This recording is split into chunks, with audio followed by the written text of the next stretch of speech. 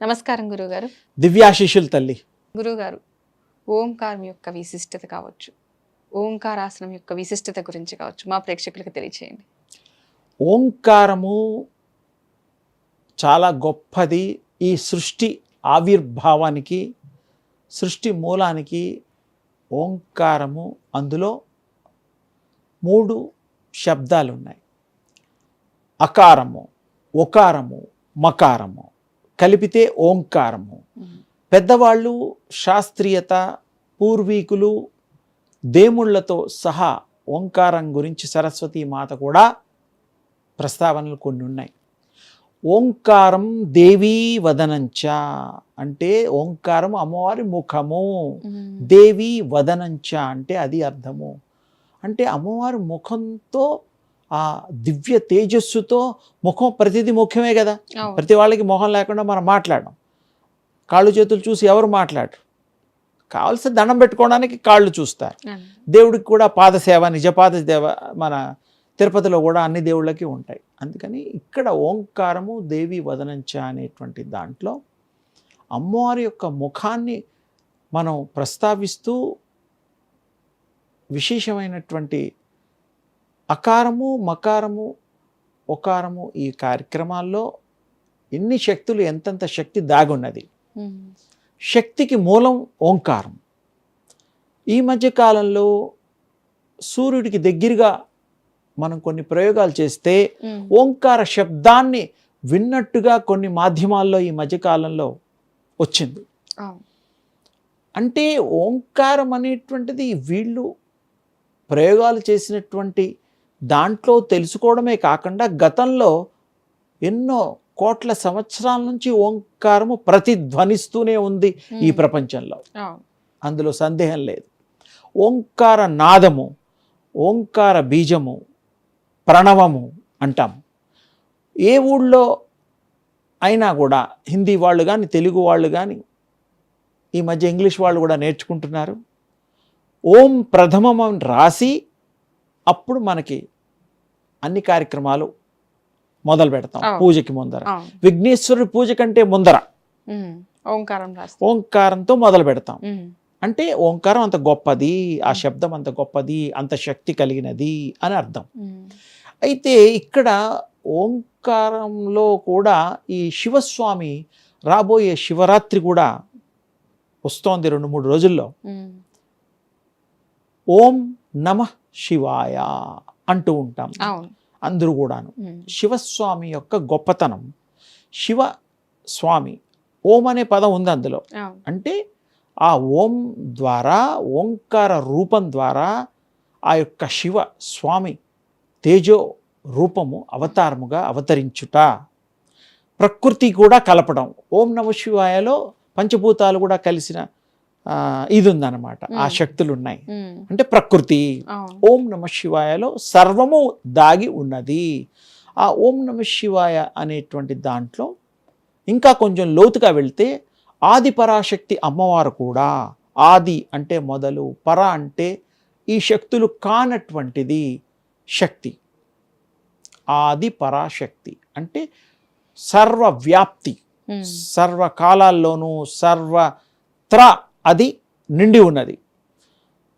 అయితే శివ అంటే ఏమిటి? శివ అంటే కైనెటిక్ ఎనర్జీ, అంటే నడయాడే శక్తి. అమ్మవారు అని మనకు మాతృభావంతో చెప్పామే కానీ శక్తి అంతే. స్త్రీ శక్తి, పురుష శక్తి అని లేదు.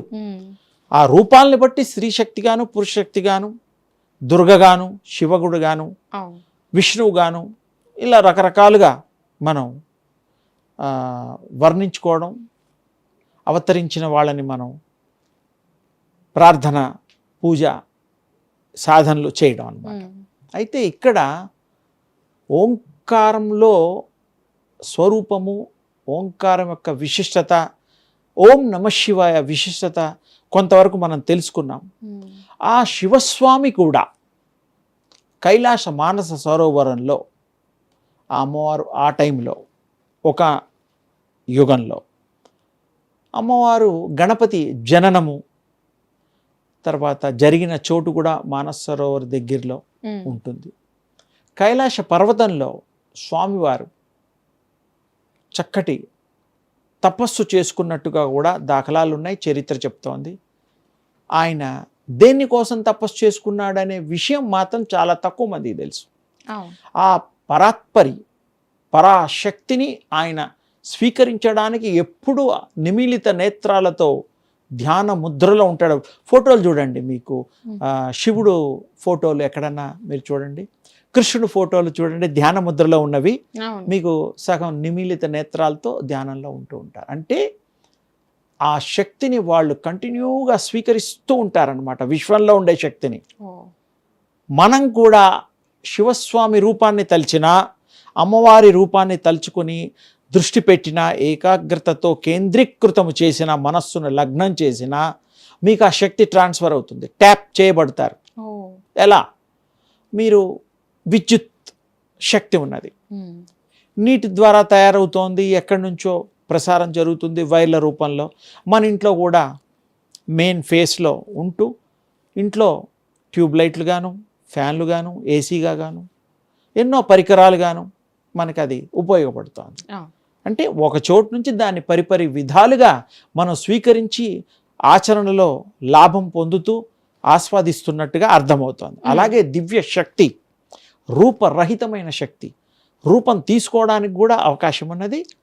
ఆ తల్లి తనకు తాను తీసుకోగలుగుతుంది శక్తి రూపంగా. ఆ శక్తులు ఇన్బిల్ట్ అంటే ఎగ్జాంపుల్ చెప్పచ్చు.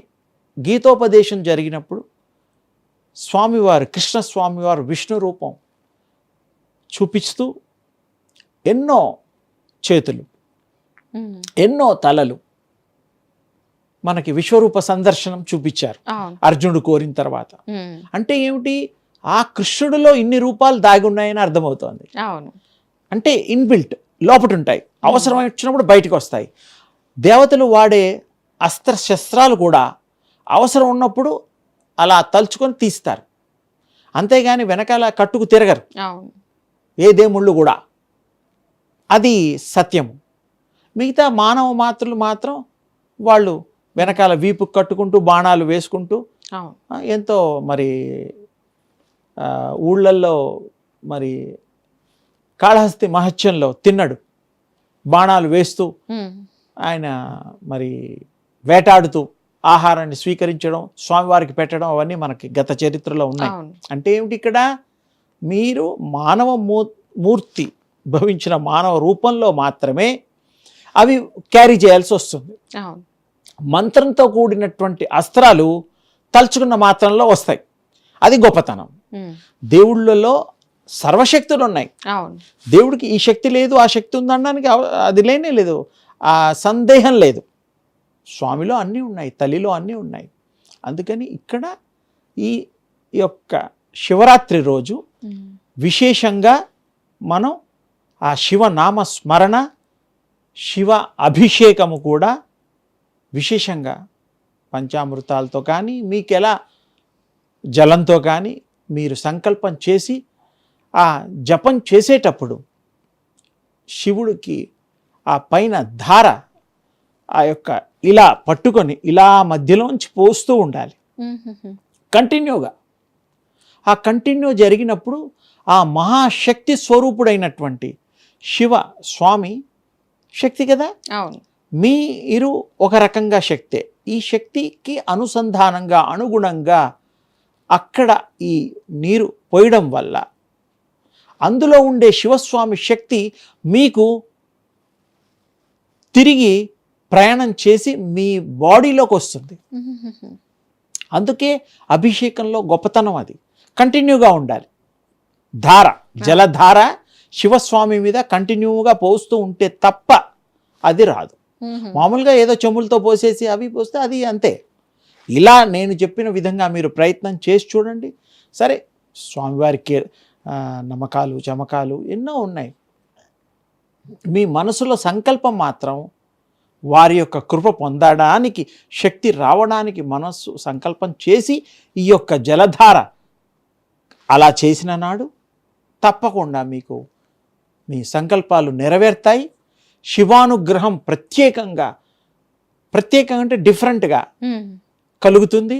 ఆ స్వామి కృప ఎళ్ళవేళలా మీకు నీడలాగా స్వామివారు ఉంటూ మిమ్మల్ని తన పుత్రుల్లాగా ప్రేమిస్తూ ఆదరిస్తూ మీకు సర్వ శుభాలు ఈ యొక్క శివరాత్రికే కాదు, ప్రతిరోజు శివరాత్రిలాగా పూజలు చేసుకునే వాళ్ళకి తప్పకుండా ఇది కలుగుతుంది. వారి కృప అపారము, అమోఘము, అనంతము, అద్వితీయము. మీకు అన్నీ కూడా శుభాలు కలగాలని, స్వామి కృప త్వరితగతిన మీకు రావాలని దివ్య ఆశీస్సులు. ధన్యవాదాలు గురువుగారు, గొప్పగా వివరించారు.